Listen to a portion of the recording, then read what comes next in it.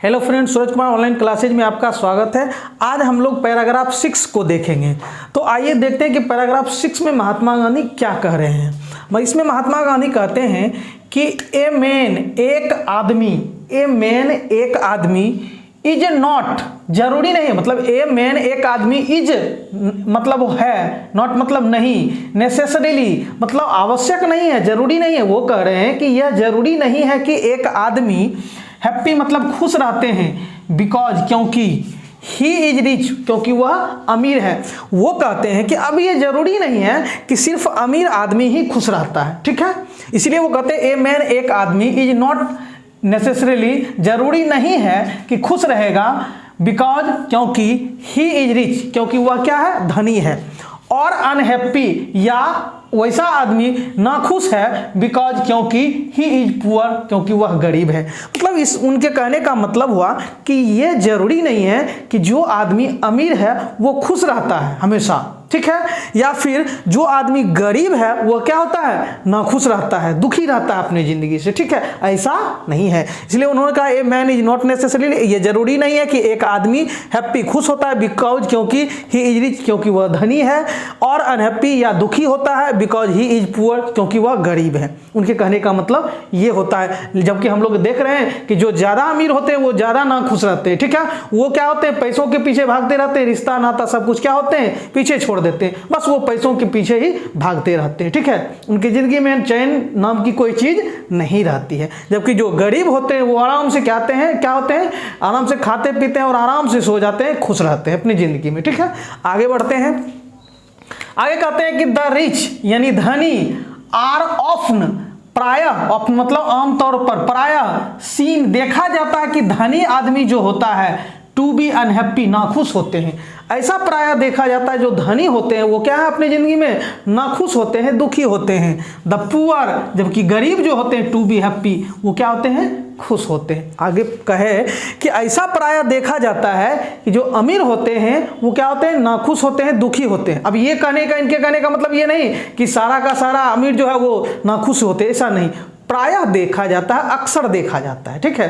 कि जो अमीर होते हैं वो क्या होते हैं, अपनी जिंदगी से दुखी होते हैं, जबकि गरीब जो होते हैं वो क्या होते हैं, खुश होते हैं। आगे बढ़ते हैं। मिलियंस मतलब लाखों, विल ऑलवेज का मतलब हमेशा बने रहेंगे, लाखों लोग हमेशा रहेंगे, रिमेन मतलब बने रहेंगे, पुअर गरीब रहेंगे। ये सच है कि सारे के सारे आदमी तो अमीर नहीं हो सकते हैं, लाखों लोग जो हैं क्या होंगे, हमेशा गरीब का गरीब बने ही रहेंगे, इसमें कोई दो राय नहीं है। इनके कहने का मतलब ये हुआ। आगे बढ़ते हैं। ऑब्जर्विंग यह सब देखकर, ऑल दिस मतलब यह सब देखकर, ऑब्जर्विंग मतलब देखकर, ऑल दिस इन सभी चीजों को देखकर, ये सब देखकर, किसको देखकर, तो ये सब देख करके यहाँ ऐसा देखा जा रहा है कि अमीर जो है वो दुखी होते हैं अक्सर, और जो गरीब होते हैं वो खुशी होते हैं अक्सर। तो वही कहते हैं कि ये सब देखकर आवर एंसिस्टर्स हमारे पूर्वजों ने डिस्वेडेड मतलब मना किया, दूर रहने की सलाह दिया, मना किया या दूर रहने की क्या दिया, सलाह दिया। तो हमारे पूर्वजों ने, आवर एंसिस्टर्स हमारे पूर्वजों ने डिस्वेडेड मना किया, दूर रहने की सलाह दिया, अस मतलब हम लोगों को, किससे, तो फ्रॉम मतलब से, लग्जरीज मतलब ऐसो आराम या भोग विलास जो कहिए। इसलिए हमारे पूर्वजों ने हम लोगों को दूर रहने की सलाह दी है, किससे, तो ऐसो आराम की जिंदगी से, एंड प्लेजर्स मतलब आनंद की जिंदगी से, भोग विलास की जिंदगी से, कि भाई आप ज़्यादा से ज़्यादा ऐसो आराम की जिंदगी मत जियो या भोग विलास की जिंदगी मत जियो। इसलिए उन्होंने हम लोगों को इन सभी चीज़ों से दूर रहने की सलाह दी। क्यों, अब हम लोग आगे देखते हैं।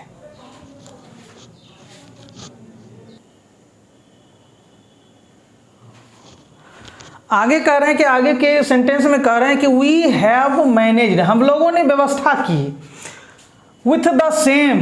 के साथ, व्यवस्थित हुए, ठीक है, द सेम काइंड उसी प्रकार के, प्लप मतलब होता है हल, हम लोग उसी प्रकार के हल के साथ व्यवस्थित हुए, मतलब हम लोगों ने उसी प्रकार के हल की व्यवस्था, हल मतलब जो खेतों में जिससे क्या किया जाता है, जिससे मतलब जिसका यूज खेत जोतने में किया जाता है, बैल में लगा करके, ठीक है। तो वही कह रहे हैं कि हम लोगों ने वी हैव मैनेज, हम लोग व्यवस्थित हुए या व्यवस्था की, विथ द सेम उसी प्रकार के, और प्लप मतलब उसी प्रकार के हल की व्यवस्था किए, ठीक है, एज एग्जिस्टेड जैसा कि हुआ करता था, थाउजेंड्स हजारों ऑफ ईयर्स एगो, हजारों साल पहले हुआ करता था। मतलब हमारे पूर्वज, हजारों साल हमारे पूर्वज जो थे, जिस हल का प्रयोग खेतों को जोतने में करते थे, उसी हलों का प्रयोग हम लोग आज भी अपने खेतों को जोतने में करते हैं। इसमें कोई परिवर्तन नहीं किए हम लोग, यानी हम लोग हल की जगह कोई दूसरा चीज नहीं लाए, दूसरा उपाय नहीं ढूंढे। लेकिन आजकल तो क्या हो रहा है, अब हल तो बहुत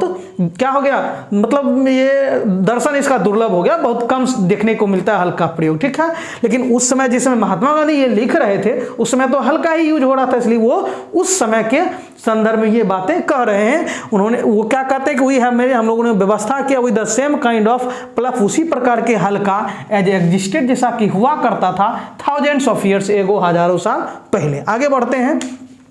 फिर कहते हैं कि वी हैव रिटेन्ड, हम लोगों ने पुनः प्राप्त किया,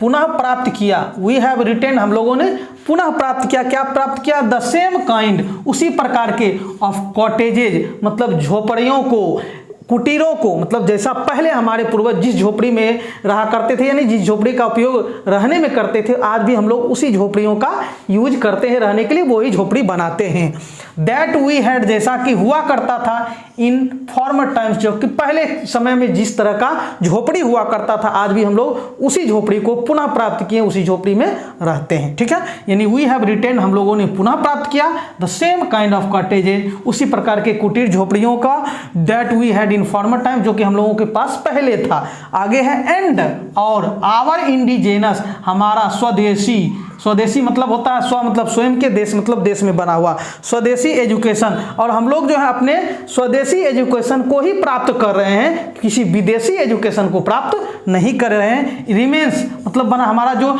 एंड आवर इंडिजेनस, और हमारा स्वदेशी शिक्षा जो है बना है अभी भी द सेम, उसी प्रकार बना हुआ है एज बिफोर, जैसा कि पहले हुआ करता था, ठीक है। तो वो कह रहे हैं कि हम लोग जो हैं उसी प्रकार के झोपड़ियों में आज भी रहते हैं और अपने स्वदेशी शिक्षा का ही प्रयोग करते हैं, यानी स्वदेशी शिक्षा को ही प्राप्त करते हैं, जैसा कि हमारे पहले के ज़माने में हुआ करता था। आगे बढ़ते हैं, आगे कहते हैं कि we have had no system, मतलब हम लोगों के पास कोई सिस्टम नहीं है ऑफ लाइफ कोरोडिंग, मतलब जीवन को बर्बाद करने वाला, हमारे पास कोई सिस्टम नहीं है जीवन को बर्बाद करने वाला, कंपटीशन मतलब प्रतियोगिता का, मतलब हमारे यहाँ हमारे सिस्टम में प्रतियोगिता मतलब जीवन को बर्बाद करने वाले किसी प्रतियोगिता परीक्षा का सिस्टम नहीं है, ठीक है, समझ रहे हैं ना। मतलब यहाँ कोई ऐसा कंपटीशन नहीं कराया जाता है जिससे कि लोगों का क्या हो जाए, जीवन बर्बाद हो जाए, ऐसा यहाँ सिस्टम नहीं है। ये कौन कह रहा है, महात्मा गांधी। इसलिए उन्होंने कहा कि we have had no system, हम लोगों के पास कोई सिस्टम नहीं है ऑफ लाइफ कोरोडिंग, जीवन बर्बाद करने वाले, कंपटीशन मतलब प्रतियोगिता का। आगे बढ़ते हैं,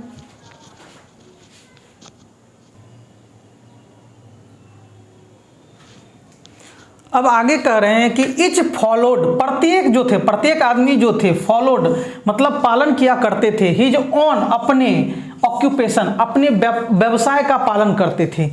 और ट्रेड या व्यापार का पालन करते थे, मतलब प्रत्येक आदमी जो था अपने अपने व्यवसाय और व्यापार में लगा रहता था, किसी से कोई मतलब नहीं था, ठीक है। मतलब प्रत्येक आदमी जो था इच फॉलोड, प्रत्येक पालन किया करता था, अनुसरण किया करता था, हिज ऑन ऑक्यूपेशन, ऑक्यूपेशन अपने क्या,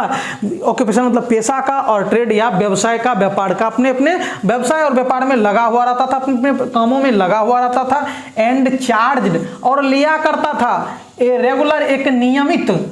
मतलब जो सब जगह हुआ करता था, वेज मतलब मेहनताना कहिए, मजदूरी कहिए, वेतन कहिए, मतलब, और प्रत्येक जो था वो नियमित वेतन लेता था, नियमित मजदूरी लेता था, जो उसका उचित वेतन मजदूरी हुआ करता था वही लेता था, मनमाना नहीं लिया करता था, जैसा कि आज के ज़माने में हो रहा है, ठीक है। ऐसा पहले नहीं हुआ करता था, इसलिए वो करेंगे प्रत्येक आदमी जो थे वो अपने पेशा और व्यापार में लगे हुए रहते थे, और पेशा और व्यापार और काम के बदले जो है एक नियमित मतलब जो उचित उसका वेतन मजदूरी हुआ करता था वही लिया करता था। एंड चार्ज लिया करता था ए रेगुलर वेज, एक नियमित वेज मतलब वेतन मजदूरी मेहनताना। आगे बढ़ते हैं, अब वो कहते हैं महात्मा गांधी कि it was not that, it was ऐसा नहीं था कि वी डिड नॉट नो, हम लोग नहीं जानते थे। अब ये कह रहे हैं कि ऐसा नहीं था कि हम लोग नहीं जानते थे क्या नहीं जानते थे कि हाउ टू इन्वेंट मशीनरी, कि मशीनरी का आविष्कार कैसे किया जाता है। ऐसा नहीं है कि हम लोग नहीं जानते थे कि मशीनों का आविष्कार कैसे किया जाता है, हम लोग जानते थे मशीनों का आविष्कार कैसे किया जाता है, मशीन का आविष्कार कर सकते थे। लेकिन आवर फोर फादर्स, हमारे पूर्वज, न्यू दैट, वो जानते थे कि if we set our hearts, अगर हम लोग सेट कर देंगे अपने दिलों को आफ्टर सच थिंग्स, इन सभी चीज़ों के प्रति, मतलब पीछे, मतलब अगर हम लोग क्या करेंगे कि मशीनों का आविष्कार कर लेंगे और उसके पीछे अपना दिल लगा लेंगे, मतलब उसके पीछे भागना शुरू कर देंगे, तो क्या होगा, वी वुड बिकम स्लेव्स, हम लोग गुलाम बन जाएंगे इन मशीनों का, जैसा कि आज हो रहा है। वो तो अब ये कह रहे हैं कि हम ऐसा नहीं, वी डिड नॉट नो, हम लोग ऐसा नहीं है कि इट वाज नॉट दैट, ऐसा नहीं था, वी डिड नॉट नो, हम लोग नहीं जानते थे हाउ टू इन्वेंट मशीनरी, मशीनों का आविष्कार कैसे किया जाता है। But our forefathers knew that, बल्कि हमारे पूर्वज जानते थे क्या, कि if we set our hearts, अगर हम लोग दिल लगा लेंगे आफ्टर सच थिंग्स, इन सभी मशीनों के पीछे, वी वुड बिकम स्लेव्स, हम लोग गुलाम बन जाएंगे। इसलिए वो मशीनों का आविष्कार नहीं करना चाहते थे हमारे पूर्वज। आगे क्या होगा कि जब हम लोग गुलाम बन जाएंगे, we would become slaves and lose, और हम लोग क्या कर देंगे, खो देंगे आवर मोरल फाइबर, अपना नैतिक चरित्र खो देंगे,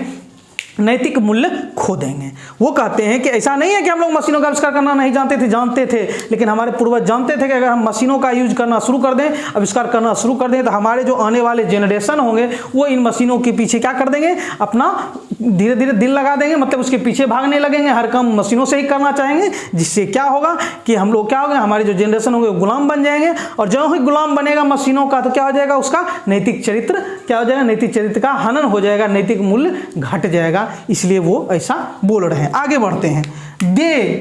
वे लोग, मतलब हमारे पूर्वज, देयरफॉर, इसलिए हमारे पूर्वज,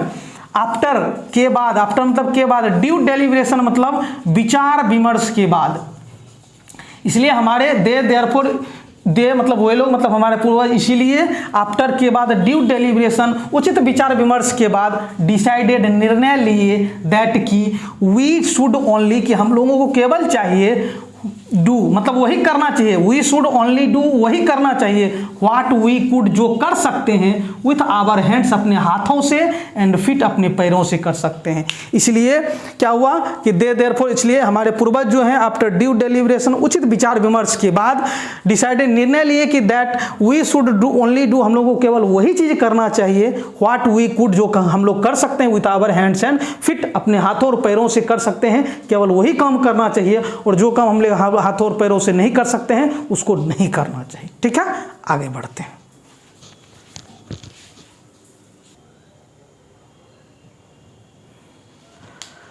अब हम लोग लास्ट लाइन को देखते हैं, पैराग्राफ 6 के, यानी छठे पैराग्राफ के लास्ट लाइन को देखते हैं। इसमें क्या कहते हैं महात्मा गांधी, सो देखते हैं। आगे वो कहते हैं कि दे सॉ, उन लोगों ने देखा, ये महात्मा गांधी कह रहे हैं, लेकिन ये देखे कौन, हमारे पूर्वजों ने देखा,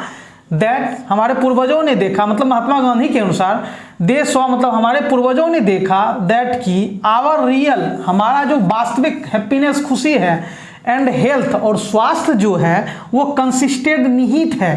किसमें निहित है, इन ए प्रॉपर मतलब उचित, यूज मतलब प्रयोग, ऑफ आवर हैंड्स, अपने हाथों, और एंड फिट मतलब पैरों के उचित उपयोग में ही हमारा क्या है, वास्तविक खुशी और क्या मौजूद है, तो स्वास्थ्य मौजूद है। ये कौन कह रहे हैं, महात्मा गांधी कह रहे हैं कि हमारे पूर्वजों ने देखा, दे सॉ, हमारे पूर्वजों ने देखा, दैट की आवर रियल हैप्पीनेस, हमारा जो वास्तविक खुशी है, एंड हेल्थ, और स्वास्थ्य जो है वो कंसिस्टेंट मतलब निहित है, मौजूद है, किसमें, इन्हें प्रॉपर मतलब उचित, यूज मतलब प्रयोग में, ऑफ आवर हैंड्स, अपने हाथों और पैरों के उचित उपयोग में ही है। मतलब हम जितना ज़्यादा अपने हाथों और पैरों का यूज करेंगे उतना खुश रहेंगे, उतना स्वस्थ रहेंगे, और जितना कम हम लोग यूज करेंगे, हम लोग यदि मशीनों का गुलाम बन जाएंगे तो हमारा स्वास्थ्य भी क्या हो जाएगा,